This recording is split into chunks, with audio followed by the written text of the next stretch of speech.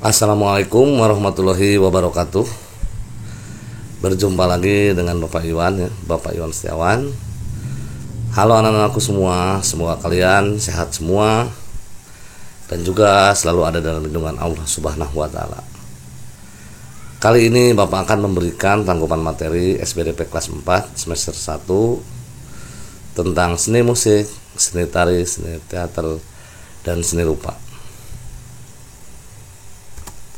Nah, kita mulai dari seni musik. Siap ya? Irama dan nada.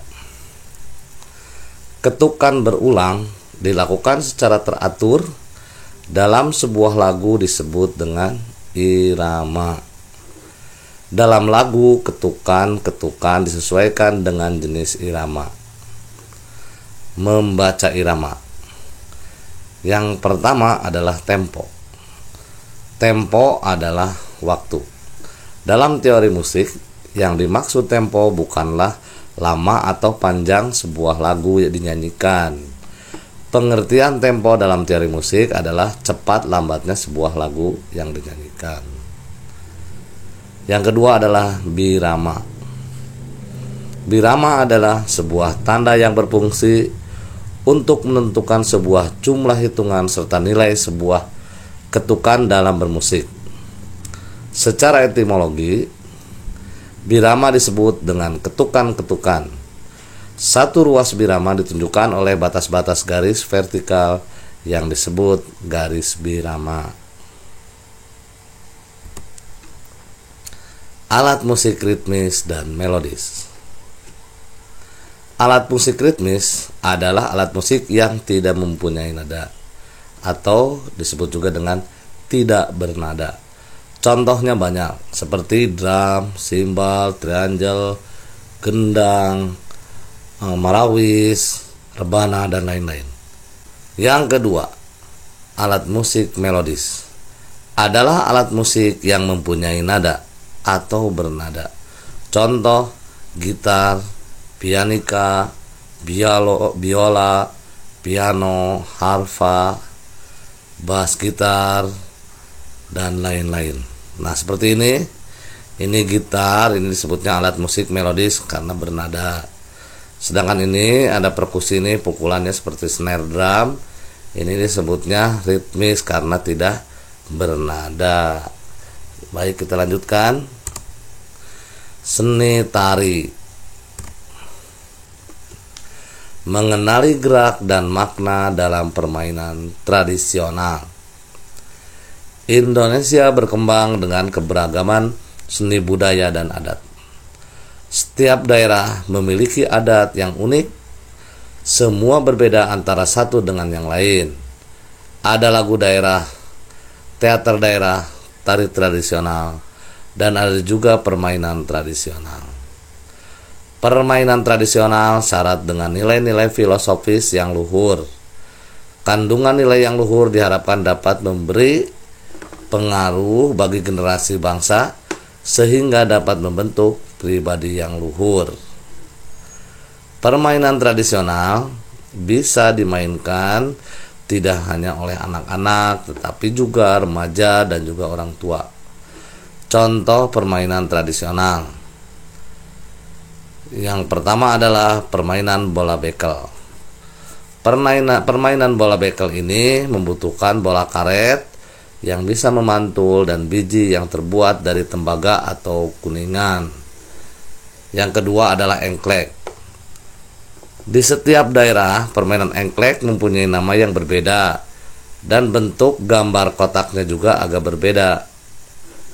Permainan ini sangat sederhana karena permainannya hanya cukup melemparkan pecahan genting ke dalam kotak dan kalian harus melompat sampai kotak yang terdapat pecahan genting tadi. Istilah engklek berasal dari Jawa.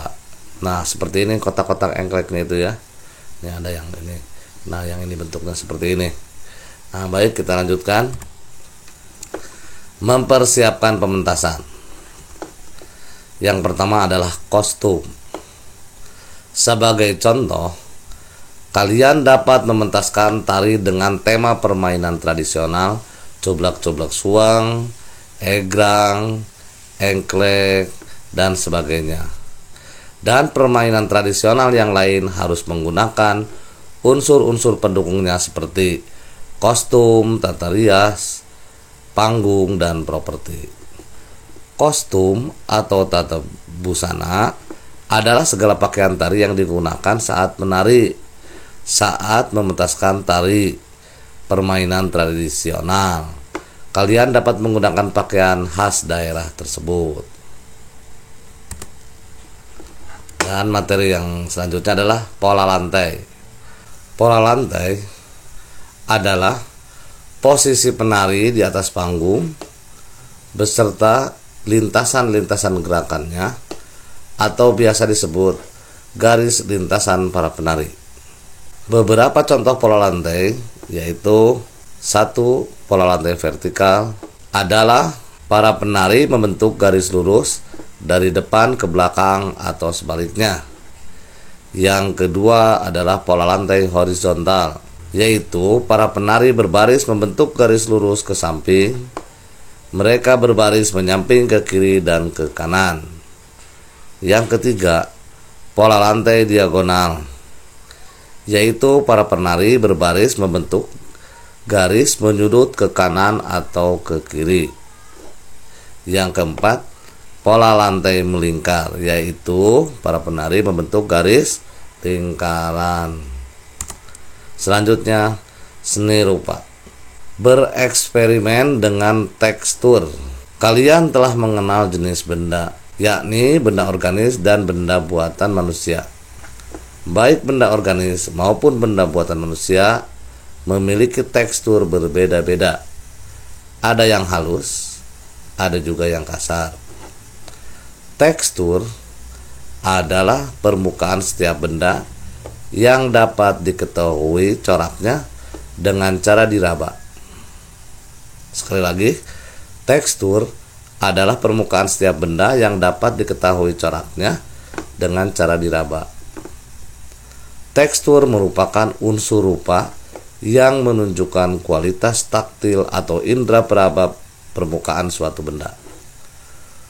Menurut asal atau proses terbentuknya tekstur dapat dibedakan menjadi 4 macam, yaitu 1. Tekstur alami adalah wujud rasa dari sebuah permukaan secara alami tanpa ada campur tangan manusia. Ini mohon maaf bukan alami ya, campur tangan manusia.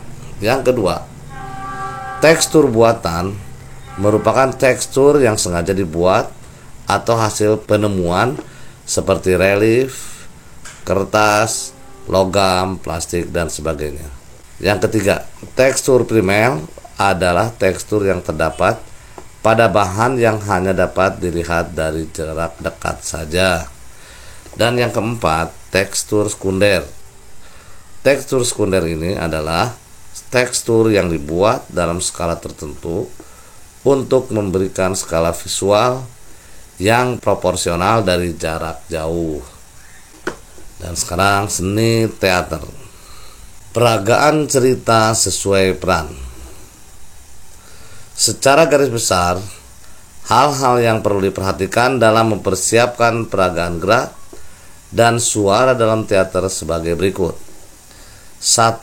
Penelaahan naskah adalah kegiatan peragaan gerak-gerik dan suara dengan penelaahan terhadap naskah yang ada. Yang kedua, membaca naskah. Membaca naskah dengan baik dan benar adalah suatu keharusan sebelum membawakan naskah teater ini. Yang ketiga, membaca dan mengatur posisi atau reading dan blocking. Ketika berlatih, kalian perlu membaca naskah dan mengatur posisi sesuai peran. Yang keempat, menghafal naskah dan blocking. Kalau sudah berulang kali membaca, kalian akan hafal naskah tersebut. Yang kelima, dialog, blocking, dan acting.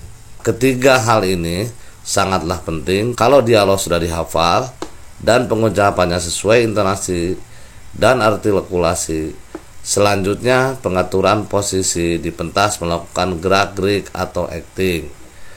Dalam melakukan dialog, blocking maupun acting, melakukan improvisasi sangatlah penting. Improvisasi adalah tindakan kreatif yang muncul tanpa terpikirkan dan dipersiapkan terlebih dahulu, baik dalam hal dialog, blocking maupun acting.